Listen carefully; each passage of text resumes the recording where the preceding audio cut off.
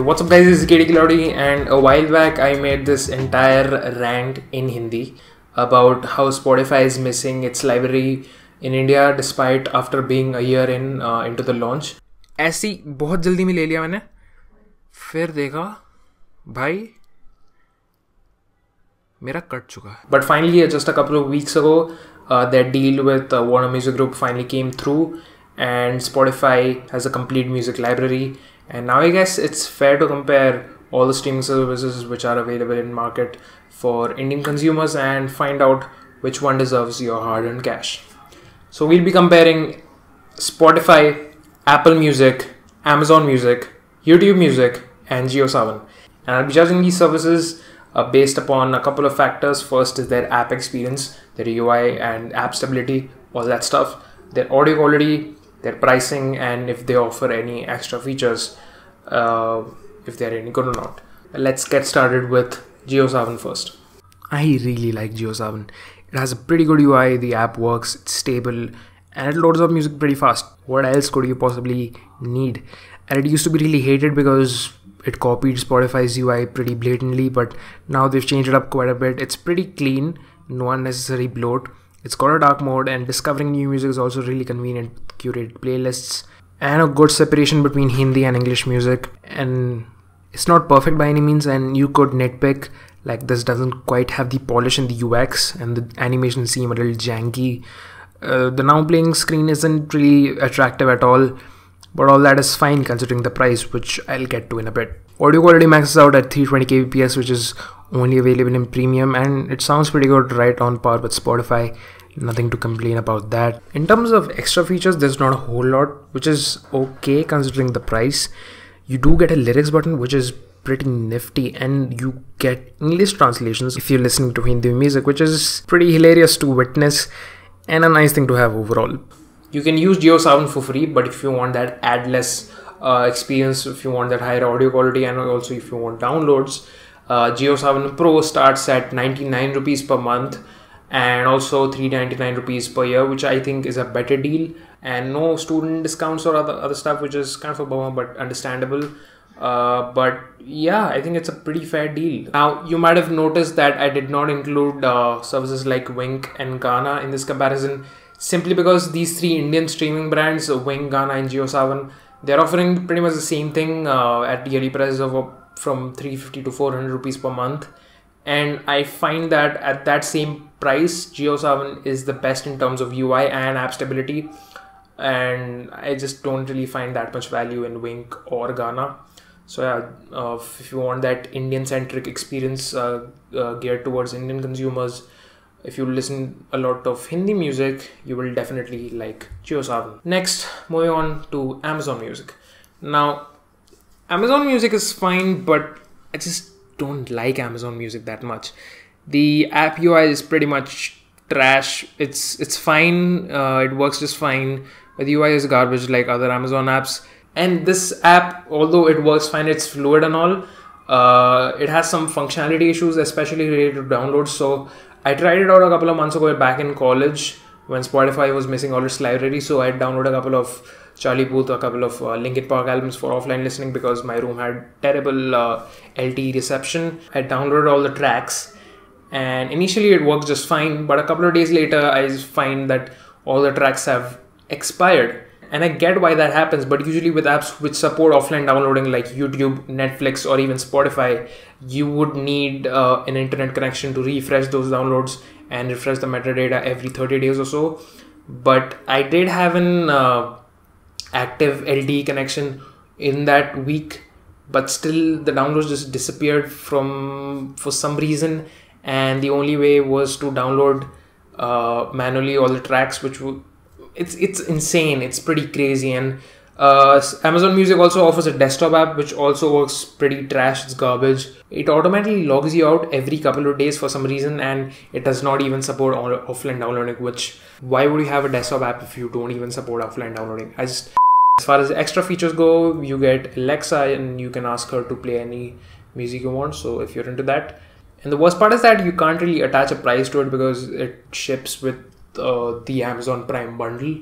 So my point is that I think it's built for like the Fire TV, so Like if you have a good TV and a good speaker setup, and if you have a party in your house, some guests over, I guess Alexa could handle all your DJing, all that sort of stuff. It's a pretty passable experience for music listening, for your personal music listening experience. It's decent. It's bare bones, nothing too extravagant. And if you don't feel like shelling out any money, you just remember that you already have a music subscription included in your Prime, and that's all this basically is. Next, YouTube Music. This one is weird because I feel that it's super unconventional for a music streaming service. The speciality about YouTube Music is that not only you get the standard music library you'll find in any other music app, it also includes all the videos under the music category from YouTube. So yeah, every time you listen to music, you can switch back and forth between the song or the video. And nevertheless, it's a pretty interesting experience, although you cannot choose what type of video is attached to a particular song. Sometimes it's just a music video, sometimes it's just a lyric video, and I guess whatever's available officially. So yeah, if you search for any song, it will return not just a song, but a music video and a whole bunch of other random music videos. Now this is great for some tracks which are exclusively available on YouTube, stuff like covers, cover music, or independent music, meme songs even, stuff which is not attached to a record label of some kind, which is only available on YouTube. So that is pretty good. And as far as extra features go, there's not a whole lot except for the obvious. You can listen to music after closing the app, so that's pretty good. A lot of people find that as a convenience. Pricing starts for YouTube Music at 99 rupees per month. No yearly option, and a student discount will drop it down to 60 rupees a month, which is nice. And you can also bundle it with YouTube Premium subscription for a 30 rupees hike. So 129 rupees per month for YouTube Premium and YouTube Music. So yeah, overall it feels like a pretty good deal. My only complaint is that they don't support desktop apps like classic Google. They only have web apps, this weird Chrome web apps. So you don't get offline music with on your computer. So that's, it would have been nice to have, but yeah, offline music just works just fine on your phone. So yeah, that was YouTube Music. Let's move on to Spotify. This one is definitely the boss. Now, for a little more than a year now, it was really crippled by the lack of Warner Music's artists. But now they're here and it kind of puts Spotify right back at the top. Like, everybody loves Spotify, and rightfully so. The UI is clean, the app always has been smooth, and it's a delight to listen to music on Spotify. Audio quality is great, Premium has 320 kbps support, and I don't think I have to complain about that. Extra features include Spotify Connect. It syncs all of your devices, and you can play music from one device and control from the other. It's awesome. This is pretty much unprecedented, and I don't know why Apple isn't doing this yet. And this is, by the way, obviously a premium feature. Next, you get curated playlists from Spotify specifically tailored to your music taste, which is awesome. One of the reasons why Spotify is still at the top of the game. Lastly, podcasts. Now, none of the services in this roster have podcast support, but Spotify does. It's like their main focus now. So if you're into podcasts, this is great for you. Spotify offers a free option which gets you a ton of ads. Your audio quality is capped and you don't get downloads. Also, you lose out on the Spotify Connect feature. But if you want to step it up to premium, Spotify Premium costs about 120 rupees per month, or about 1189 rupees a year. And if you want to opt for the student discount option, it drops down to 60 rupees per month, which is what I have. And there are also some prepaid options. You can look into that. And this makes it pretty much the most expensive option for music listening available in India. But it's still cheaper than US, which is fine, I guess. But yeah, for the price and for the features it offers, Spotify is one hell of a deal. Moving on to Apple Music. Okay, I'm gonna say it. I like Apple Music. Judge me all you want, although you shouldn't. But yeah, what else can you expect from a company which brought you the iPod? Apple Music has an excellent UI and a stable app experience even on the Android app and also the web. The dark mode and the pop-in colors really make it look very sexy, and absolutely the best desktop UI on the Mac with the lyrics and everything. It's not perfect though, like the entire design language is built like an iOS app for an Android phone, so it can feel jarring to most people. Furthermore, iTunes and Apple Music have had this really weird way of handling playlists versus your library apparently.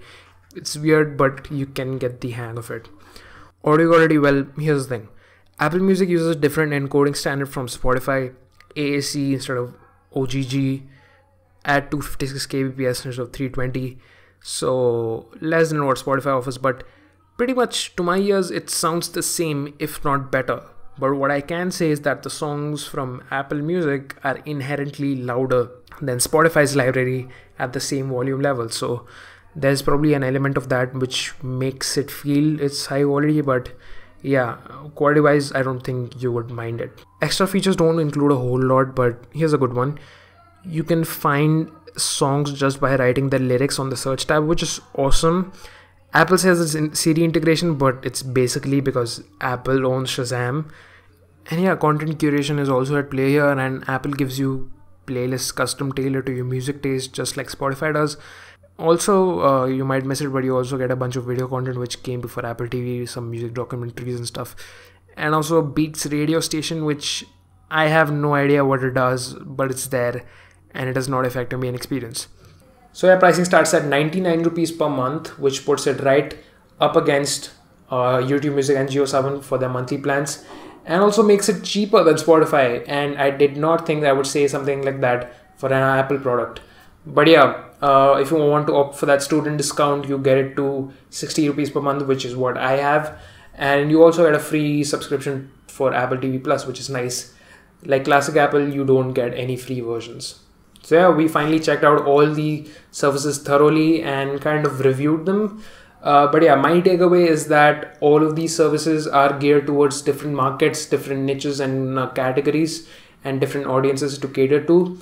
And every service is good in their own way. Amazon Music, although I don't like the UI and the app experience, but I'm sure people wouldn't mind all that much. I think it's a good option for people who aren't as much into serious music listening. It's good for casual music listeners, and if you're already paying for the Amazon Prime subscription, it's already included. It's awesome. You already have a legal way of listening to music, and I think it's great for people who are already into the Amazon ecosystem with the Echo, with the Alexa and the Fire TV, all that stuff which I already mentioned. YouTube Music is a little weird of an experience, but still it's great for people who use YouTube as the primary source of listening to music. You get songs, you get music videos, and this is awesome for people who like listening to music videos. And as a bonus, if you're already into the Google ecosystem, this would work really well with stuff like the Google Chromecast and also the Google Home. And same goes for Apple too. I mean, obviously Apple with their ecosystem, like you need an Apple ID to sign in and create an account for Apple Music, and I would recommend that you at least have one iOS or a Mac for the best experience possible. Spotify, on the other hand, serves to the largest possible audience. I mean, they're not restricted to any ecosystem, they're not restricted to any device type. No matter what device you own, no matter what ecosystem you are in, Spotify will work, and that's awesome. And JioSaavn also kind of does that same thing and puts it down and squeezes it down into a small economic package, which is great for Indian consumers for personal listening from a single device. So yeah, that was basically the entire breakdown. I am apprehensive to do rankings because, I mean, rankings are pretty subjective, but still, if you want my personal opinion, I would put Spotify and Apple Music at the top, tied. I would put JioSaavn second, I would put YouTube Music third, and put Amazon Music fourth. So it's just my personal thing. Don't ask me or question me for it. But yeah, if you're still unsure if you should pay for a music service at all, well, I cannot answer that question for you. I mean, it's you who can answer it. If it's you who will decide if music is important enough for you that you're willing to pay for it, if you're willing to pay for a good experience, whether it's not even for music, if it's for movies, do you care about movies enough that you want to go into that theater for a good experience? It comes down to that. It's just pretty simple. And if you're still unsure, if you still think that all these other services are not quite a fit for you, I don't know, man, you just probably have to maybe try out SoundCloud. But yeah, that's basically it. Thank you so much for watching. Definitely subscribe for more videos like this, and I'll catch you guys in the next one. Cheers.